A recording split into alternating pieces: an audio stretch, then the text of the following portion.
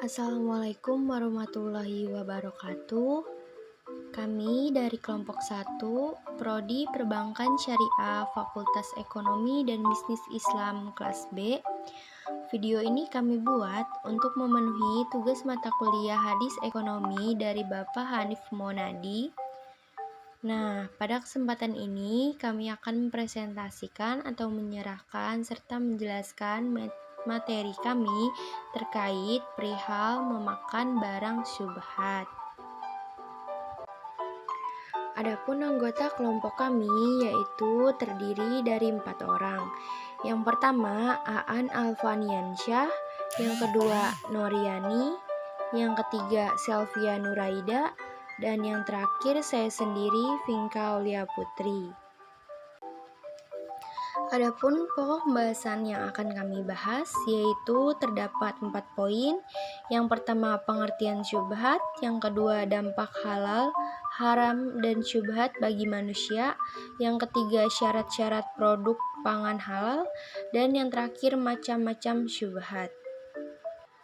Untuk pembahasan yang pertama akan disampaikan oleh rekan saya yaitu Aan Alfaniansyah. Bismillahirrahmanirrahim. Nama saya Aan Alfaniansyah. Saya akan menjelaskan tentang pengertian syubhat. Berbeda dengan perihal halal dan haram yang sudah dinyatakan oleh Nabi SAW sebagai sesuatu yang jelas statusnya, syubhat membutuhkan pemikiran tersendiri untuk menentukan statusnya. Syubhat adalah antara dua sisi halal dan haram. Bisa jadi ia lebih dekat kepada yang halal dan atau ia bisa lebih dekat kepada yang haram. Syubhat juga bisa tergantung pada seseorang. Artinya kesyubhatan berlaku kepada orang tertentu tetapi tidak bagi orang lain. Maka dari itu, syubhat bisa disimpulkan sebagai sesuatu yang sangat subjektif. Terima kasih.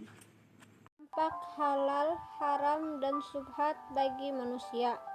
Rasulullah SAW dengan sabda, halal, haram, dan syubhat ini memberitahukan kepada manusia bahwa ia mempunyai rambu-rambu kehidupan yang harus dipatuhi. Rambu-rambu ini sangat penting agar manusia dapat istiqomah atau kembali kepada asal di mana dulu ia diturunkan ke bumi. Halal, haram, dan syubhat adalah rambu-rambu agama yang harus diketahui oleh seluruh umat Islam. Halal, haram, dan syubhat melingkupi kehidupan manusia dari semua sisi kehidupan, bukan terbatas pada makanan dan minuman yang harus diperhatikan, tetapi cara mendapatkan makanan dan minuman, bagaimana bertindak, bersikap, bahkan berpikir harus senantiasa mempertimbangkan haluan rambu yang ada. Syubhat merupakan wilayah atau jalur rawan. Karena itu manusia dituntut untuk selalu waspada agar tidak terjebak hingga menyebabkan celaka pada dirinya. Syubhat merupakan jalur remang-remang yang memerlukan ketelitian dan kejelian.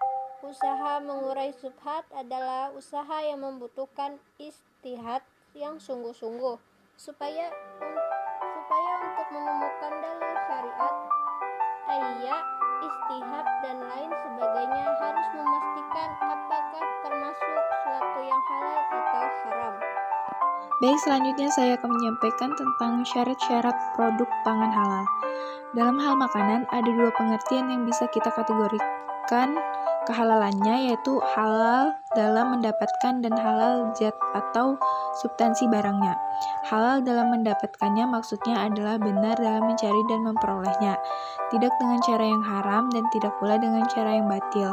Jadi, makanan yang pada dasarnya zatnya halal, namun cara memperolehnya dengan jalan haram seperti hasil riba, mencuri, menipu, hasil judi, hasil korupsi, dan perbuatan haram lainnya, maka secara otomatis berubah status hukumnya menjadi makanan haram. Adapun syarat-syarat produk pangan halal menurut syariat Islam adalah halal zatnya, halal cara memperolehnya, halal dalam memprosesnya, halal dalam penyimpanannya, halal dalam pengangkutnya, dan halal dalam penyajiannya.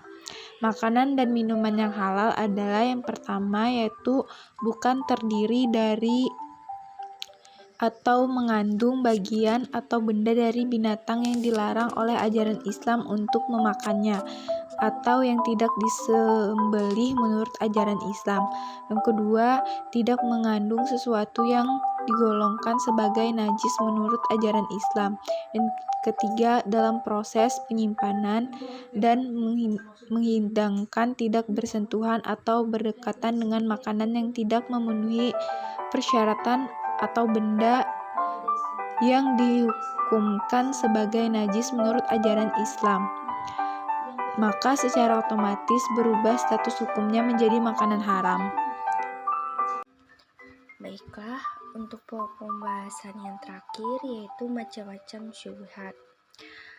Berikut ini adalah 3 macam syubhat menurut Ibnul Munzir.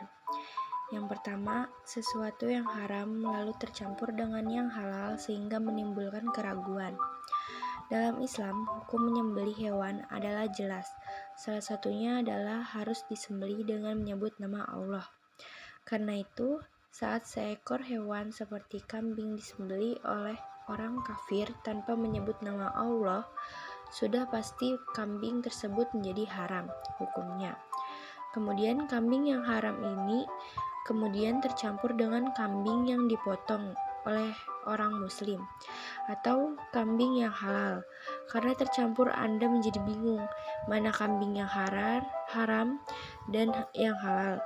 Dalam hal ini, maka tidak diperbolehkan untuk memakan daging kambing tersebut, kecuali diketahui secara pasti mana kambing yang halal dan yang haram.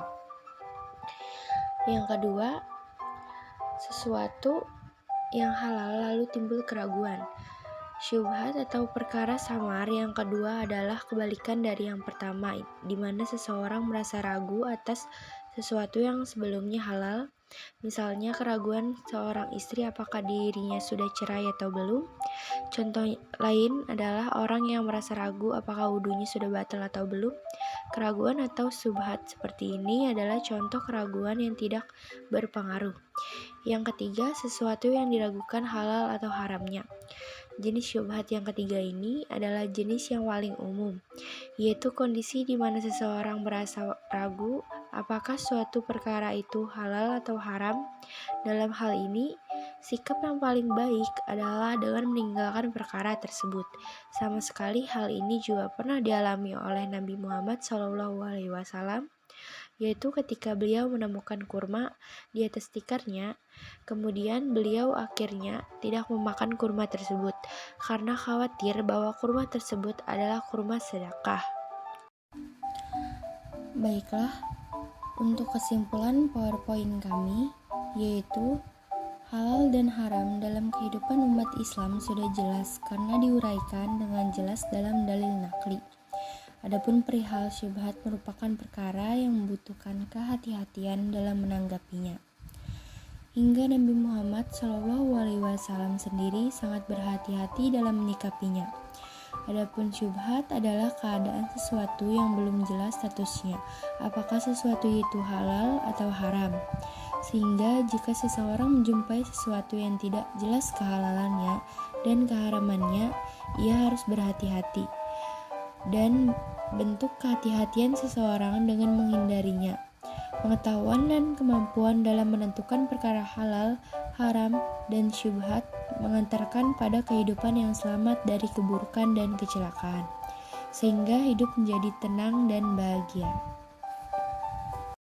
Baiklah, sekian pemaparan materi dari kami.